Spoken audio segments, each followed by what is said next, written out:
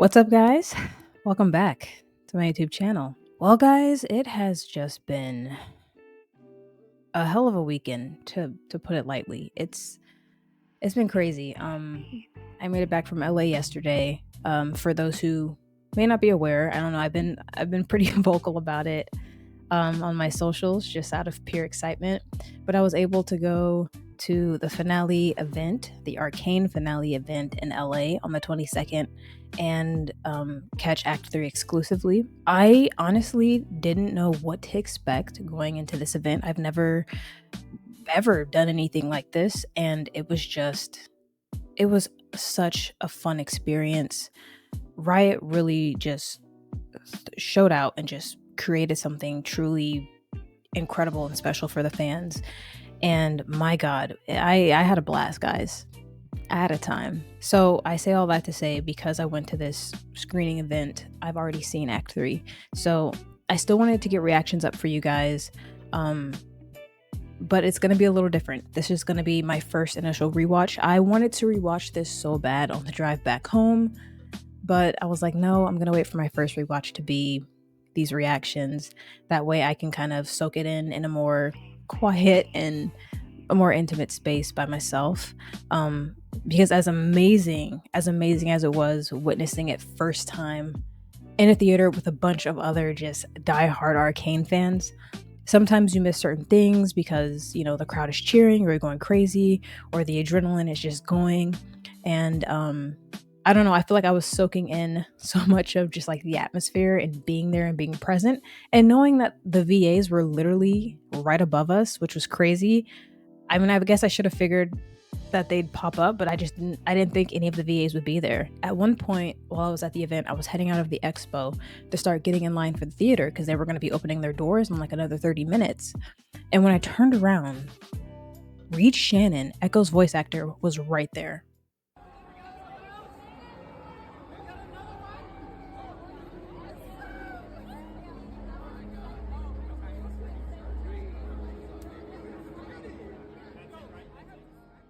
And I was like, the voice actors are here? And then I was like, oh, well, it's LA. It's the Act 3 finale. Why wouldn't some of them show up?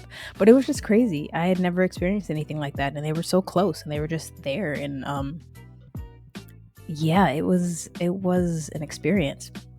But because the atmosphere was so amped, because everything was so crazy, I had an amazing time. So I don't want to be like, oh, I couldn't enjoy it because it was so loud. No, because I was right there screaming. Guys, I could barely talk yesterday.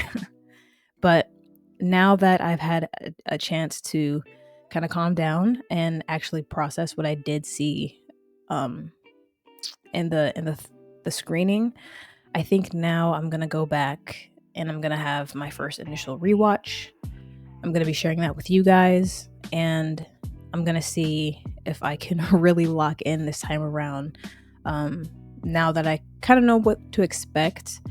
And yeah, we're gonna get into this episode, guys. But I just wanted to say a huge thank you to everybody who commented under that community note and just congratulated me and the show of support. Because I'm not gonna lie, I thought you guys would be a little upset with me. Like, how could you be a reaction channel and go and watch it before watching it with us? And a lot of you guys were super supportive and very understanding.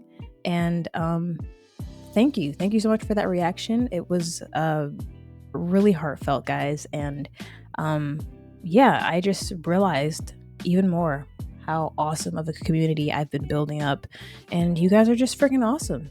So it's as simple as that. So with that being said, guys, we're gonna get into this reaction rewatch. And yeah, I'm gonna relive this. Now this episode 7, this was a time bomb episode, and I will go into more depth about how I feel about this episode and Time Bomb, because as some of y'all know, Time Bomb in the past has been a very controversial ship because a lot of people are like, it's very toxic. However, I will say I wasn't expecting the Time Bomb. I wasn't. I just wanted a conversation between the two characters. That's all I wanted. But for them to deliver this episode, okay, Need I say more? We're going to get more into it. We're going to really talk about it. If that's something you guys want to check out later, definitely stick around for the closing, where we're going to be going more into the discussion about the episode and my thoughts on the episode moving forward. And yeah, guys, with that being said, we're going to stop all this talking. We're going to get into Act 3 of Arcane, Episode 7. So let's get into it. And let's get to it.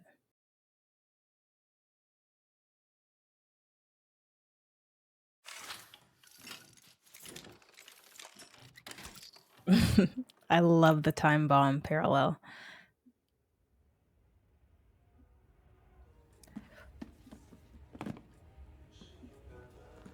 Can I just say, when we saw like Echo instead of Vi there, the audience literally erupted, guys. Time bomb was present. Time bomb was in the house, guys.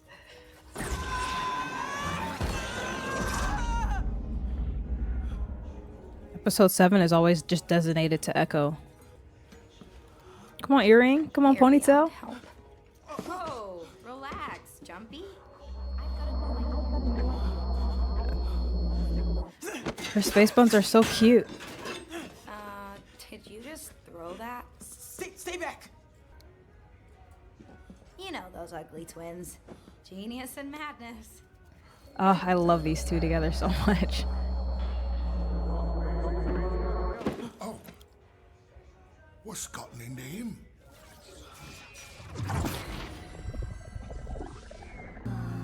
God, that just makes Act 1 from Season 1 so much more tragic, man.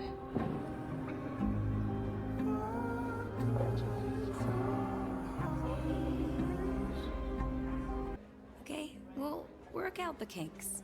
I've got you.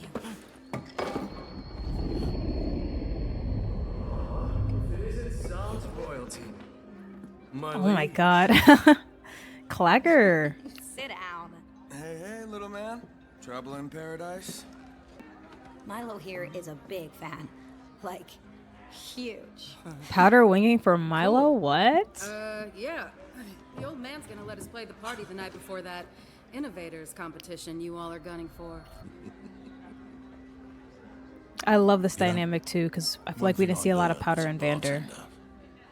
As good as it feels to pour everyone's drink, you need to fill your own cup every now and again. It seems the anomaly which dislodged us from our proverbial reality also scattered us across time. I thought I was going crazy.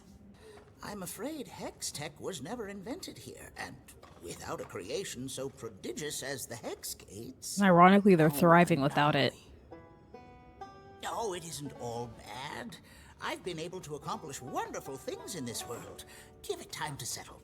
This place will grow on you, you'll see. Is anyone out there?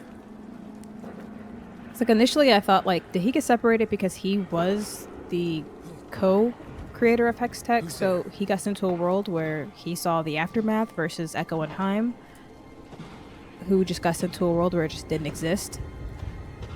You know? Did you bring me here? Who's there? I saw like a few early theories that everyone said that the mage in the beginning from season 1 was Viktor, and y'all were right. It can't be.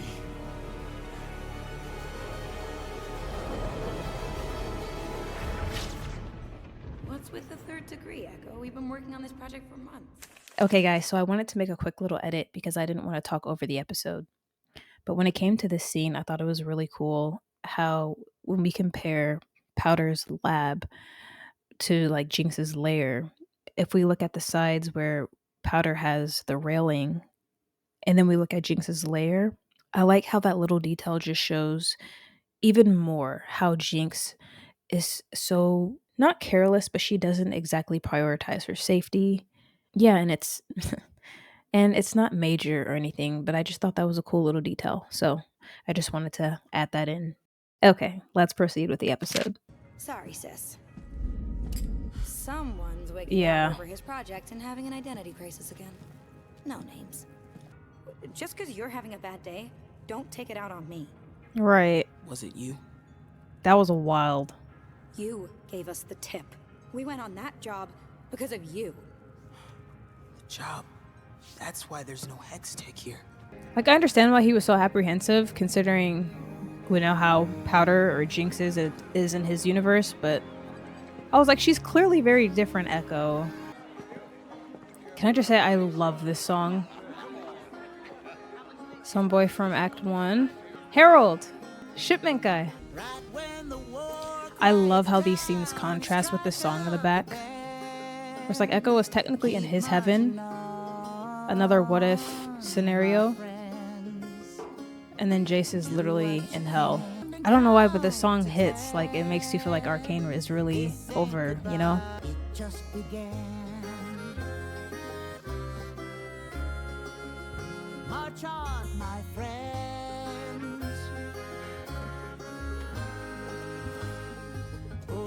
I will say it was nice seeing Marcus again, which I did not think I would feel.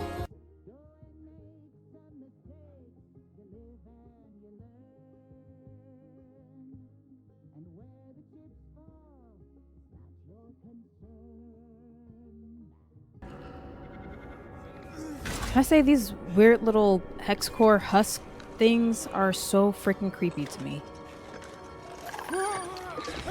Like, when I was first watching, I didn't understand that this was showing how Jace got to where he was. I thought this was like present.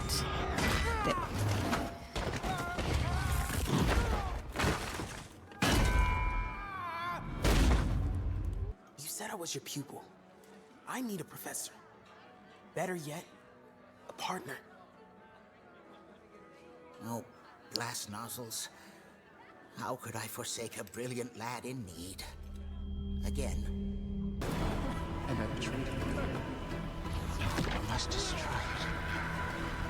It corrupts, consumes. I was trying to create magic. It's your time now, Jace. Perhaps it's time for the era of magic. I will say I know a lot of people blame Jace for Aisha's death, whether they actually mean it or if it's just like an ongoing joke, jumping on like the Jace hate train. But I'm kind of glad that I waited until this episode to fully form an opinion on the matter. Echo, I don't know what this is all about. I But if love you're these trying to two. apologize, dragging me through the...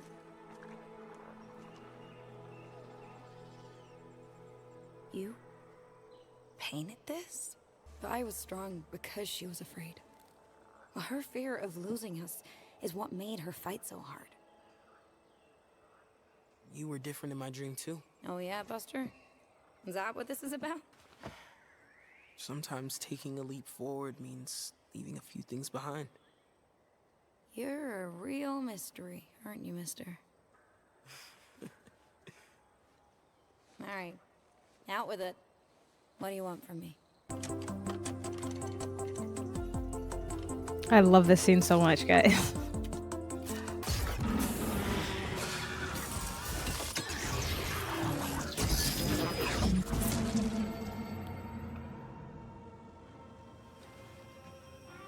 It's so small. So, what does it do? You just Yep. asked me No, I didn't. that. I'm too tired for games.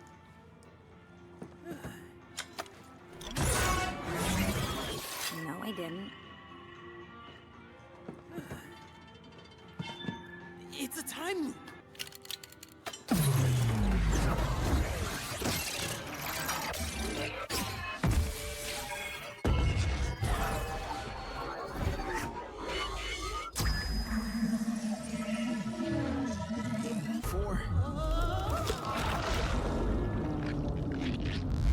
Nightmare fuel. The limit is 4 seconds. Are you certain, my boy? What were the indicators? He said, Trust me. It's 4 seconds. And what's the point of a device like this if you don't enjoy the time you have? look at Haim being a time bomb. He's part of the time bomb nation, guys. Hey, in case I don't remember to tell you tomorrow, you've always meant the world to me, Benzo. Oh. Well, you, you. Oh, don't get all mushy on me now. Hey. So, there's a chance for us yet. I love Soko's hair like that. Didn't think I'd miss your big day, did you?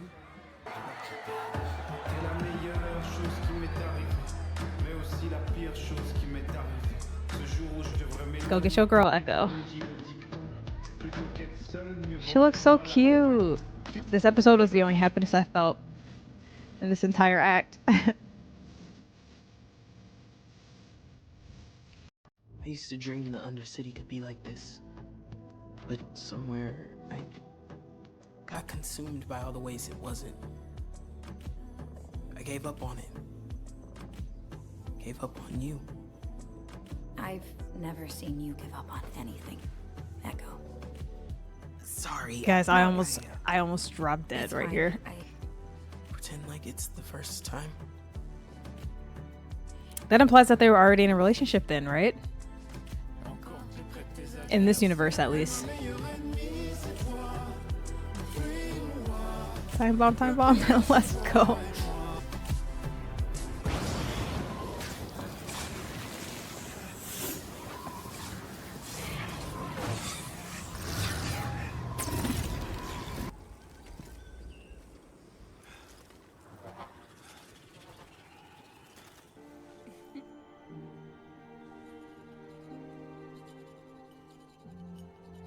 This made me so happy because I just wanted Jinx to be happy, man.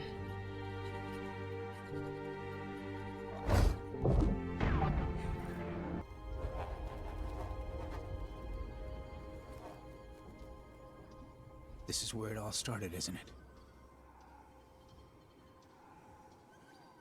The end of Piltover. Because of Hextech.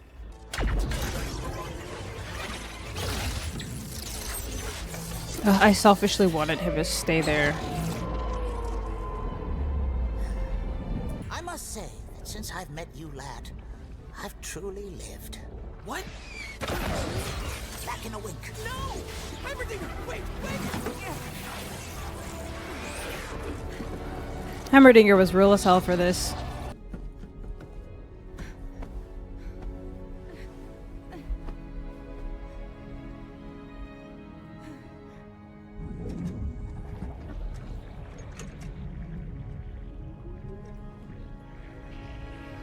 Powder? What happened?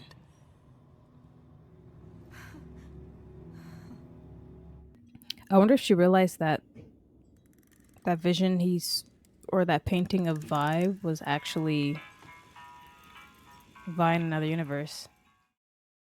The happiest I've ever been watching Arcane, hands down.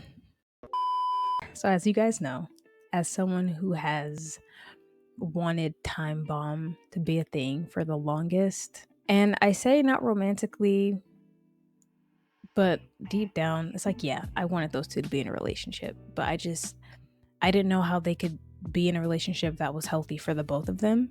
So to see that they but they did make Time Bomb canon in a different reality or a different universe where it was a lot healthier, a lot less trauma, it warmed my heart. And I know a lot of people will probably look at this and consider it fan service, and to a certain extent maybe one could say it is, but I feel like it was executed perfectly. I absolutely adored this episode.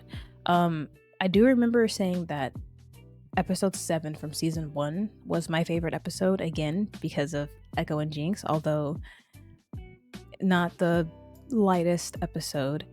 But this episode is probably my favorite Arcane episode because it was just it's funny because we get the song, What Could Have Been in season 1, and a lot of the show you just see a bunch of what could have been. And for us to get this so intensely with this episode, with these two characters that are so deserving, who have just been through hell, it was a relief. It was a breath of fresh air. And it kind of let our guards down a little bit, or at least it let my guard down a little bit. And that's why episode 9 eventually hit really hard, but I will say, knowing that Jinx is out there, or Powder, or whatever you want to call her at this point, knowing that she's out there in some kind of alternate universe and she's happy and she's thriving and Echo is with her, it makes me very, very happy. So regardless of the outcome of Jinx's story, the Jinx that we come to know, which there have been a lot of theories that her outcome was not in fact death, just getting away, and that is what I'm clinging on to. I don't think we'll be seeing Jinx anytime soon. I don't even want to be delusional and be like, they'll bring her back as a cameo or something. I don't even want to get my hopes up and be delusional in that aspect. We probably won't see her again, and if we do, it won't be for a long time. But this episode kind of eases that blow a bit, for me at least, where I'm just like, okay, well, there is a universe where Powder got to grow up with her family, although you know, Vi did die in that universe. She seems still just very accomplished, very happy, very sure of herself, and that is such a good feeling, because as someone's pointed out, literally every act has ended with Jinx just in a state of just despair and anguish, and to see a life where she was happy, that's all I wanted for her. That's all I wanted for Time Bomb. So to get it, I was like, I wasn't expecting that. All I wanted was a conversation. I just wanted to see those two in a scene together. But this, hot take, maybe a controversial one even, but I was more excited to see Time Bomb than Kate Vi, low key. First of all, I adore Kate Vi. I love Kate Vi. But season 2 Kate Vi, I had a few issues with it. Not so much like the writing, I guess. I don't want to say like I had an issue with how they wrote these characters. But it's just from the relationship aspect. But I'll get into that in another episode. Probably episode 8, because that is a more Kate Vi-esque episode. So I'll probably talk about how I feel about Kate Vi then. But yeah, this episode was just incredible. Also, I know a lot of people have pulled a lot of parallels between Echo and Jinx, a lot of the two sides of the same coin, but I also really see that two sides of the same coin dynamic with Echo and Jace as well.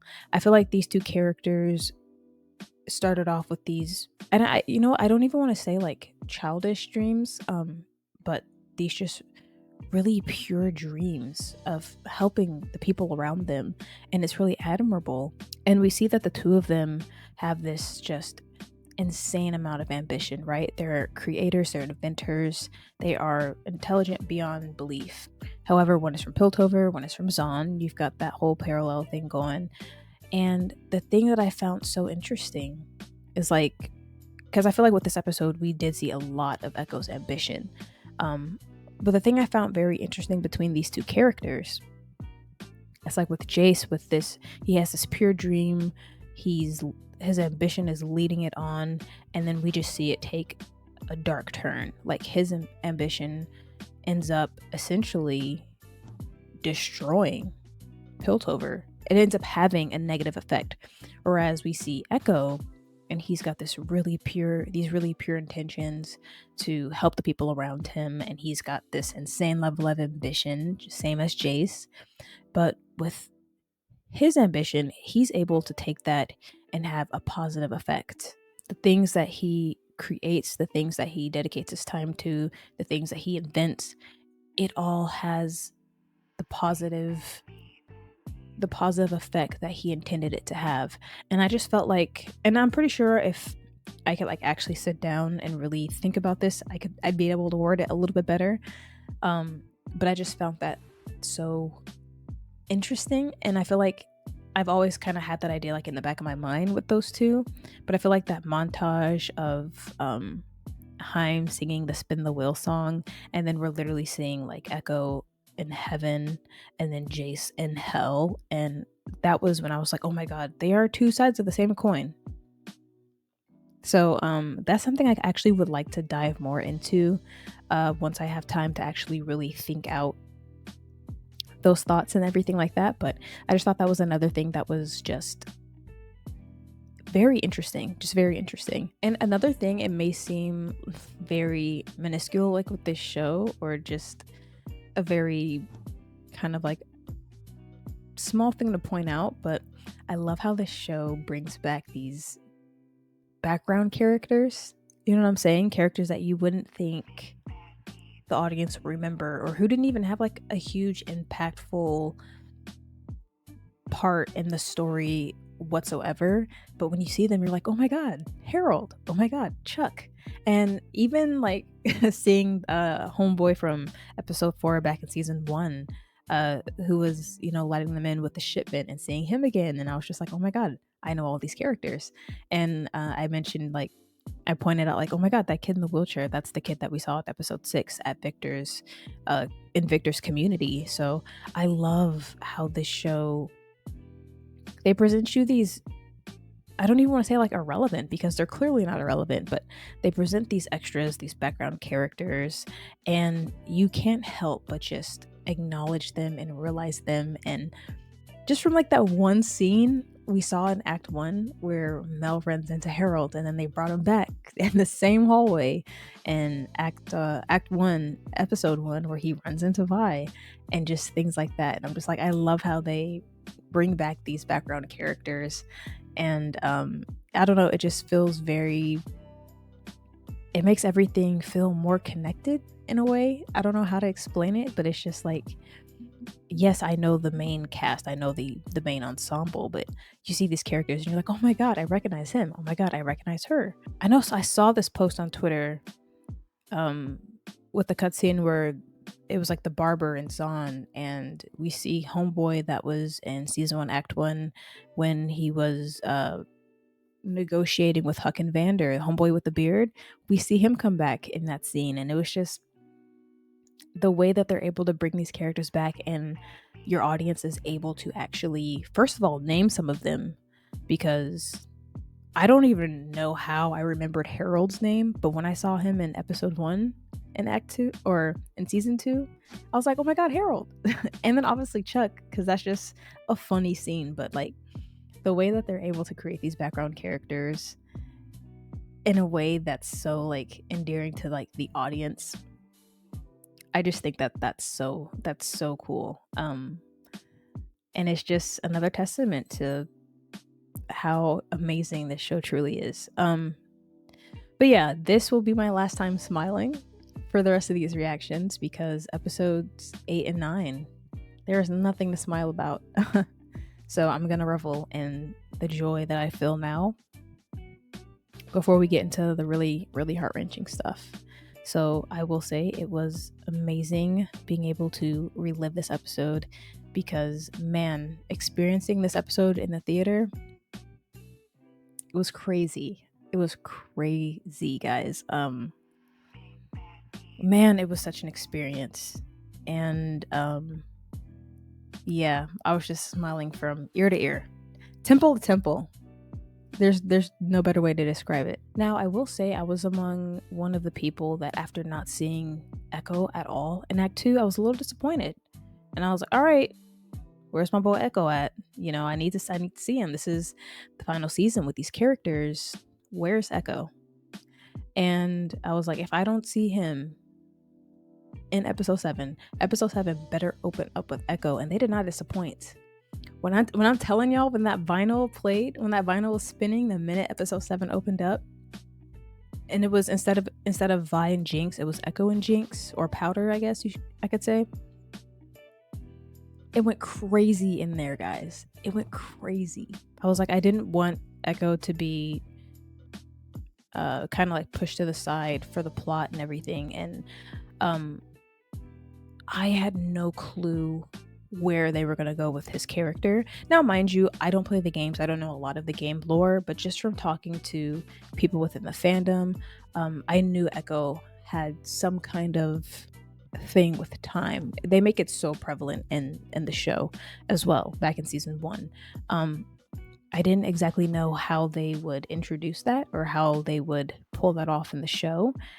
And I was very, very pleased with how they handled Echo. I hate that he didn't get to have his happy ending, but I love that he got to experience that moment and that deep down, he knows that there is a universe out there where they exist. So I don't know, if I feel like that would kind of hurt me a little bit more, knowing that I couldn't stay in that place. But maybe perhaps for him, it lessens the heartache. It lessens that anguish a bit for him. But I will say, and I really wanted to wait till episode 9 to say this, but the fact that Singed got a happy ending pissed me off. I'm sorry, it pissed me off. He did not deserve a happy ending. But I digress. We're going to save that for episode 9. Well, guys, with that being said, I am going to wrap up this first initial rewatch. If you guys have stuck around to this point in the video, thank you so much for sticking around and checking your girl out, guys. It has truly been just an insane couple of days. Kind of surreal. I'm still kind of reeling from it, and it's just, man, it's been an experience. Now, as always, if you guys have other social media platforms that you'd like to check me out on, I will be posting them right up here for you guys, so go and check your girl out.